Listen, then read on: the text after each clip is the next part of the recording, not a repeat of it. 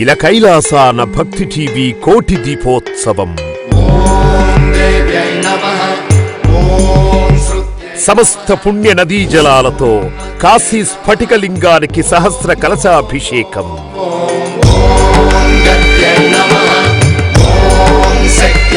భక్తులే స్వయంగా నిర్వహించుకునే విధంగా కోటి పుష్పార్చన.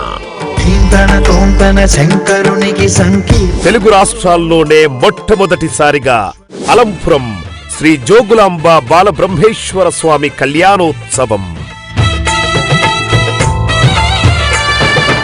Art of living Sri Ravishankar Guruji అనుగ్రహ భాషణం.